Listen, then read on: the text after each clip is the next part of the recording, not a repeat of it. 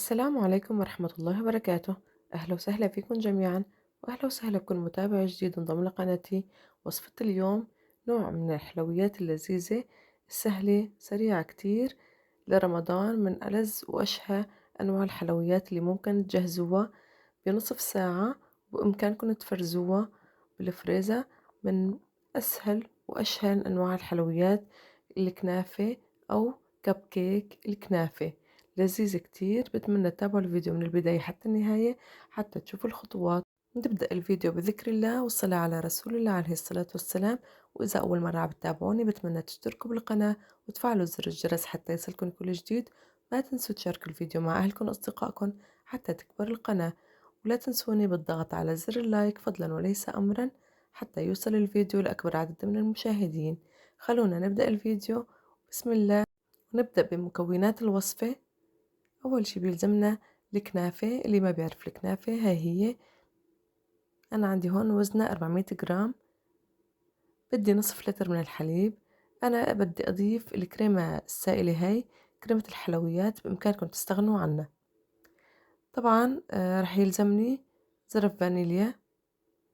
رح يلزمني 3 ملاعق من السمنة، ممكن تحتاجوا أكتر أو أقل حسب الكمية. ملعقتين من النشا، ملعقتين من الطحين، ملعقة تقريبا أو ملعقة ونصف من السميد الناعم، 3 ملاعق ونصف من السكر أو 4 ملاعق حسب ما أنتوا بتحبوا الحلا. هلأ أنا بدي أضيف ماء الزهر للقشطة المنزلية اللي بدي نعملها. أنا بحب كتير نكهة ماء الزهر، بتعطي نكهة لذيذة جدا. هاي هي مكونات الوصفة. أول شي رح ننتقل له، رح نجهز القشطة. يلزمنا لتحضير هاي القشطة كوبين من الحليب. طبعا مثل ما ذكرنا الكمية حسب ما أنتوا حابين تعملوا. استعملت أنا هون كوبين من الحليب، ما يعادل نصف لتر.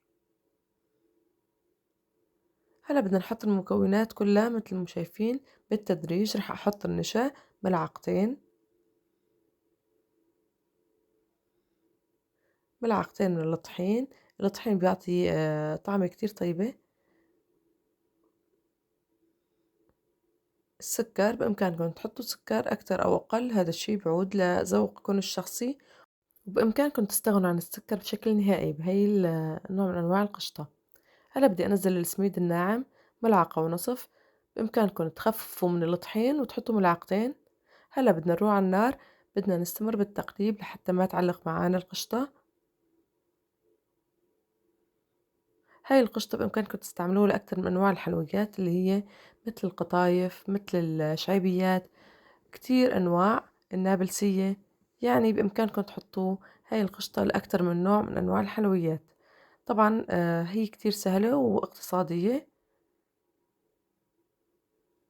نستمر بالتقليب حتى نحصل على القوام بهذا الشكل. هلا هيك أنا بدي أضيف الكريمة السائلة لحتى أعزز نكهة القشطة. بإمكانكم طبعا تستغنوا عنها أو تضيفوا المسكربوني، أو إذا كنتوا عاملين الحليب القريشة بإمكانكم كمان تضيفوها. هلا بنضيف ماء الزهر والفانيليا. هلا هيك صارت القشطة معنا جاهزة. نتركها هيك على جنب شوي لحتى نجهز الكنافة. أول شي أنا بدي أبلش بتدويب السمنة، رح نحطها بالميكروويف. هلا هيك دوبت السمنة. طبعا أنا استعملت هاي الكمية. الكنافة انتو بتعرفوها هي بتجي مثل الشعر. هلا بدنا نحاول هيك نفتتها. أنا ما رح أقطع من الفيديو كتير، بس رح أسرع فيه لحتى يكون واضح من البداية لحتى النهاية. هلا هيك بدي أحاول إني أفكفكها، هي شوي جامدة.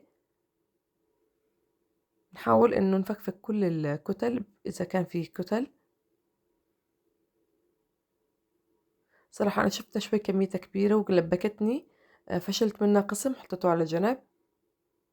هلا بدي أضيف سمنة، تقريبا ملعقتين من السمنة المذوبة. نترك الباقي للخطوة اللي بعدها. هلا بدي أوزع السمنة بهذا الشكل. بخلي السمنة تتغلغل بالكنافة بشكل جيد.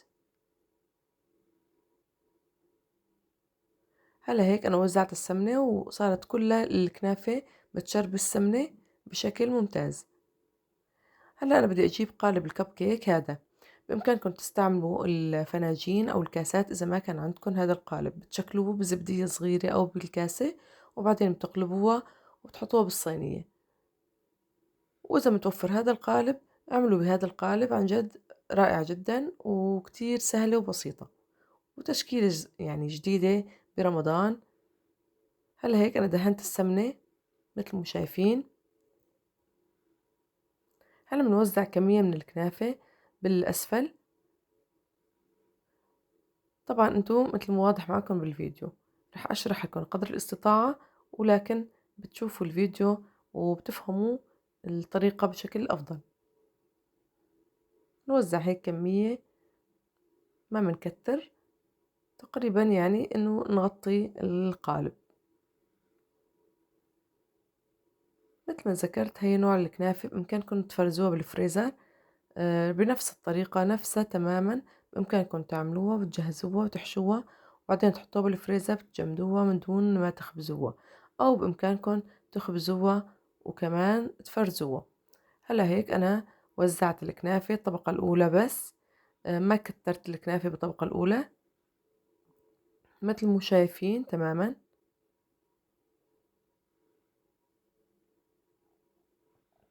هلا بوسط الكاسة، أي كاسة عندكن أو أي أداة، رح نكبس عليها هيك بهذا الشكل، نضغط عليها لحتى ناخد تدويرة،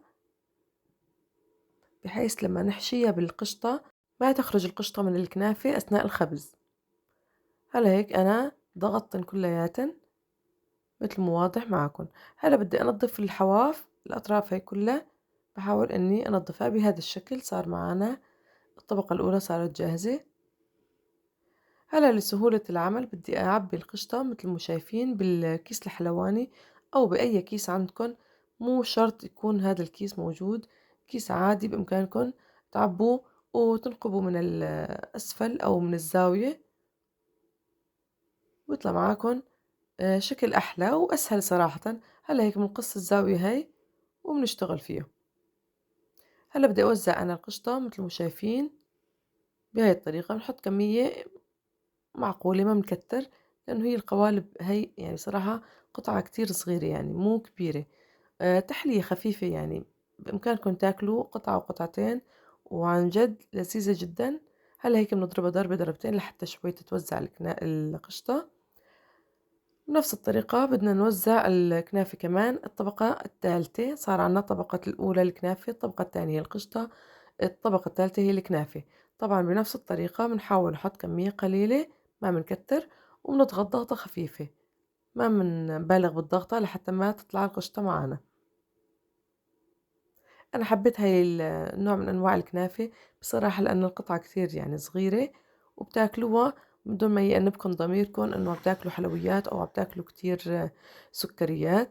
يعني قطعة واحدة بتكفي وما بتأثر إن شاء الله، ولذيذة، وبإمكانكم تتحكموا بالحلو على كيفكم. يعني بإمكانكم تستغنوا عن السكر بالقشطة وتكتفوا بس بالقطر، أو بالعكس تكتفوا بس بسكر القشطة وتستغنوا عن القطر. هلا هيك أنا وزعت باقي السمنة على الكنافة مثل ما واضح معاكم. هلا بنحطها بالفرن على درجة حرارة 200 من الأعلى والأسفل. أخدت معي 15 دقيقة تماما بالفرن بالرف الوسطاني. شوفوا ما شاء الله أخدت لون ذهبي بجنن. وهلا صارت معنا كب كيك الكنافة جاهزة. شوفوا ما شاء الله اللون الذهبي. أنا حبيت إني أزينها معاكم، حبيت إني أورجيكم شكلها من دون الزينة. حطيتها هيك بهذا الورق، أوراق الكب كيك. شوف ما شاء الله شكلها لهيك لحالها من دون زينة بياخد العقل. طبعا أنا جهزت القطر أكتر من فيديو لهيك ما حبيت أكرر. القطر أنا هذا بدي إياه شوي سميك، لهيك بحط كاسة ونص من السكر مع كاسة مي وعصرة ليمونة، بتركن يغلوا تقريبا 10 دقايق. هلا هيك بدي أوزع القطر على القطع أو على الكنافة بالقشطة أو كب كيك الكنافة. شوفوا ما شاء الله اللون بياخد العقل والنكهة عن جد غرام. بتمنى هذا الفيديو يكون من الفيديوهات اللي استمتعتوا فيها واللي بتكون عجبتكن. وصفة كتير سهلة وبسيطة وبمكونات كتير اقتصادية، بإمكانكم تفرزوهن أو تجهزوهن قبل بيوم إذا كان عندكم ضيوف أو برمضان. هلا هيك أنا عندي الوردة المحمدية، فرفتن وحطيتن هيك بيعطوا لون كتير حلو، بالإضافة للفستق الحلبي. بإمكانكم تزينوها بالشكل اللي انتو بيناسبكن. كتير شهية وعن جد وصفة بتجنن وشكل جديد من أنواع الكنافة.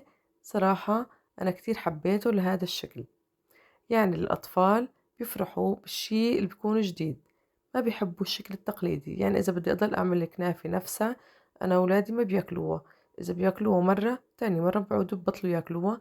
لهيك بحاول إني دائما أشكل لن أغير لن الأشكال، نفس المكونات ونفس كل شيء لكن شكل جديد. هاي الكمية اللي أنا عملتها عن جد لذيذة كتير. طبعا أنا عملت نصف الكنافة فقط، يعني 200 جرام، بإمكانكم تعملوها كلها وتحتفظوا فيها بعلبة بالفريزر ما بيصيبها شي، وبتسخنوها وقت الحاجة. بإمكانكم تفرزوها قبل الخبز، وبإمكانكم تفرزوها بعد الخبز، لكن القطر ما بتحطوه إلا عند التقديم. بإمكانكم تسخنوها بالميكروويف أو بالفرن، لكن بالميكروويف أفضل، بتضل مثل ما هي وطعمتها ما بتتغير أبدا. عن جد من الحلويات السهلة سريعة، لكن إذا بتحبوا تجهزوها مسبقا حطوها بالفريزر، عن جد ما رح تندموا، رح تدعوا لي بإذن الله. وإذا هذا الفيديو عجبكم واستفدتوا منه واستمتعتوا فيه، بتمنى منكم ما تنسوني بالضغط على زر اللايك فضلا وليس أمرا. وبتمنى منكم تكتروا لي من التعليقات، لأن التعليقات بتساعد الفيديو على أنه ينتشر أكتر ويوصل أكبر عدد من المشاهدين. بتشكركن كتير على دعمكن، وأهلا وسهلا فيكن جميعا. وإن شاء الله ربي يبلغنا رمضان لا فاقدين ولا مفقودين، شهر الرحمة والبركة، اللهم آمين. بتشكركن كتير وأهلا وسهلا فيكن جميعا، والسلام عليكم ورحمة الله وبركاته. بترككن بأمان الله، وإلى اللقاء بفيديو جديد ووصفة جديدة في قناتي وصفاتي حلم. وبتمنى منكم تشتركوا بحساباتي بالإنستغرام والتيك توك، بترك الروابط إن شاء الله في صندوق الوصف. وهي كنافتنا صارت جاهزة، وإن شاء الله ألف صحة وهنا على قلبكم، والسلام عليكم ورحمة الله وبركاته.